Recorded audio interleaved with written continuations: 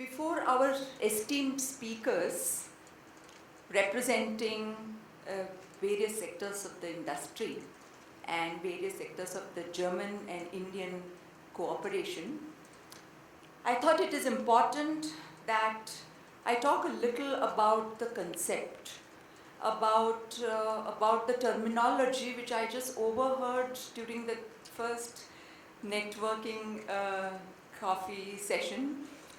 What is all this? What has a connection to it? So I think let me go straight now to this to the why of this conference.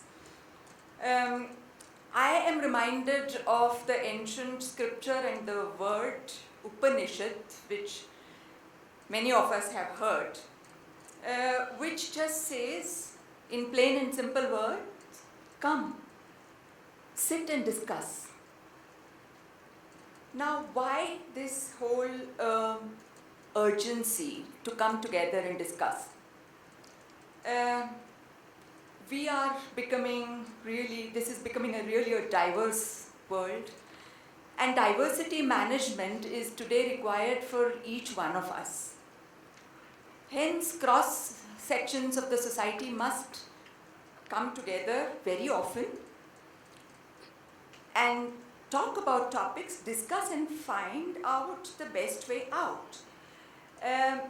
We all know why so many changes are happening today in the world. We are all talking about globalization. So what is happening in the globalization? We are all overwhelmed by the speed of this globalization. So markets are moving, capital is moving, products and services are moving, and along with that the manpower is also moving.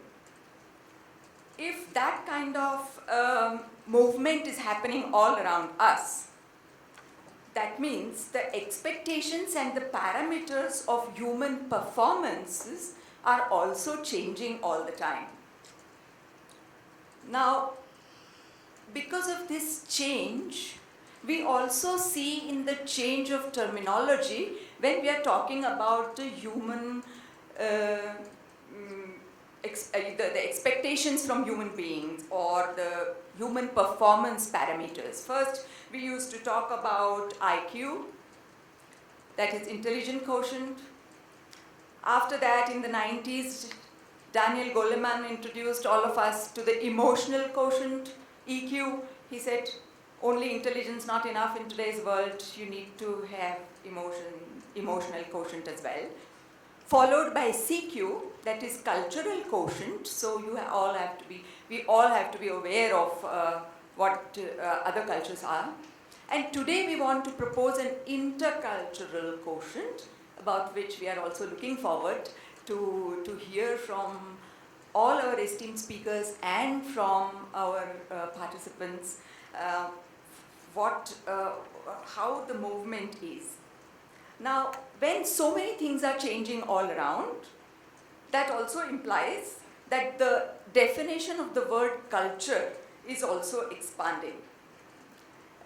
First, the boundaries of the national cultures are getting diluted more and more due to the World Wide Web and many other things. The corporates are defining their own cultural footprints in form of their mission statements and vision statements. Today, we all, as persons, are a big mixture of many influences.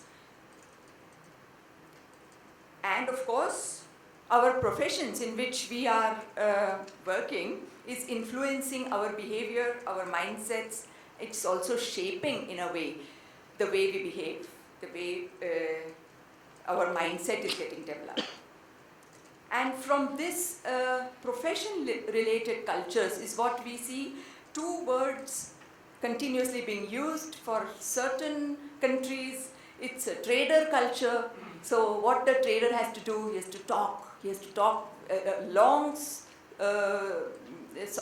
really a good history of soft skills, because he has to convey and he has to sell. So it's a trader culture that we talk about, whereas some cultures, and that is where national boundaries are getting really crossed. But we talk about product culture.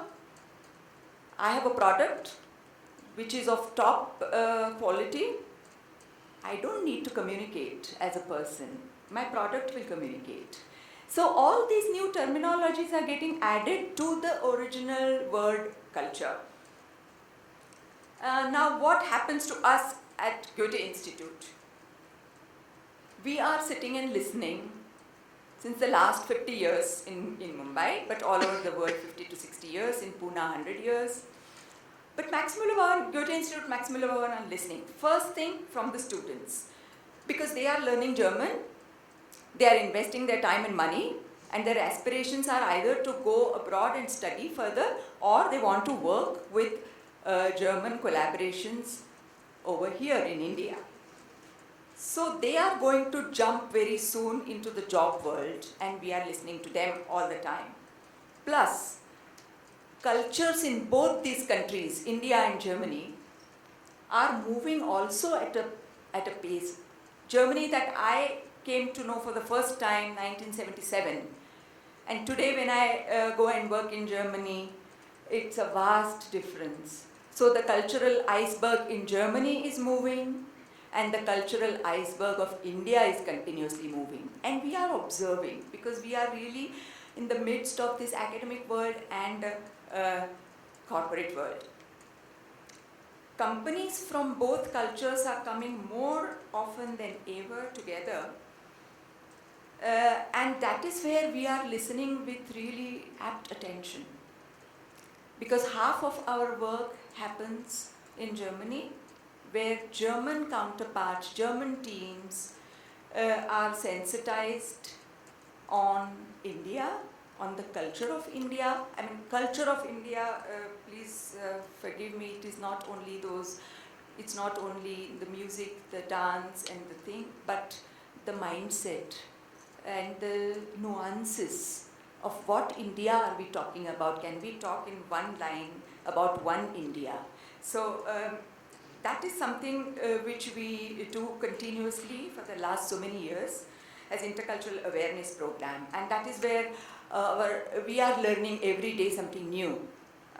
Just to give a few examples, this is the office of the city of Düsseldorf, and the mayor's office is just confused and wants to know during the facilitation session. One Indian company is trying to open office in Düsseldorf, and and the mayor's office is trying to help them to find a proper place and find out an office space, etc., etc. The mayor's office has shown many, many places. According to the German perception, they were the ideal places to be. The Indian counterpart, the Indian company entered, looked at it and walked out, and they were confused why it happened so. And then they understood, oh, east-west entrance was very important, fine. Then further places were found out with east-west entrance. Still, one place was about to be finalized, and that is where the business leader saw some small scratch somewhere and said, no, here the big beginning cannot happen here where the Vastu has already a crack. Now, this mindset to explain to a German mayor's office is a good challenge, but it's a great learning, and this is where the Goethe-Institut is continuously in this learning process. Second example, casual leave is a big discussion when personnel departments of both the headquarters are sitting and talking. What is casual in leave? Either you are ill or you are on your annual leave. You are in holiday. There cannot be anything casual in leave. So there is one culture where chaos kam is the word, is the term, which is a part and parcel of that history. So wherever you see a chaos, you have to remove it and create order. And there is another culture who says, my God, chaos is creativity. We have to have some chaos all around. There is one culture which says, no, be meticulous, spend more time, plan well, so that we can avoid crisis. And there is another culture who says, oh, that's such a waste of time. let crisis happen, we can manage it. So crisis management is also a topic which becomes very interesting. Now, we all say, oh, virtual world, it has it has made our life very, very easy. The communication, no doubt, has become fast, has become efficient. And then see what happens. I'm going to show you a small example of a communication between a project leader sitting in India and a project leader sitting in Germany. So there is an email that has come, dear all, our office will be closed on 11th, 12th and 15th of November in India. Please inform concerned people with best regards. Then comes a message from Germany. Let me translate it. Dear colleagues, apparently in India there is no discussion on holidays, a smiley. Please take a note of the following information. Response from Indian side. Hello, Mr. Klopfel. Look at the address, dear to hello. The holidays are as per the list submitted to you at the beginning of the year. Uncertainty avoidance, we know. We don't understand the need to laugh about it in public, with best regards. So these are things that are continuously happening, and we are observing, we are learning, we are trying to make people aware of all these things. Error culture is another aspect which is very, very important in case of both the cultures.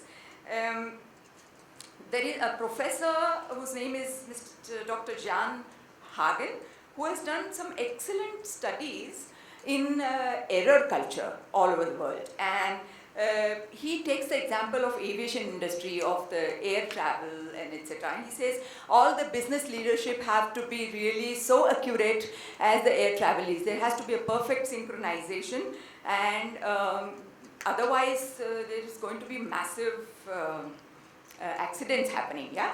So he says one error is not that problem, but when there is a chain of errors that remain undercover and are undiscovered, that is what creates the major problem.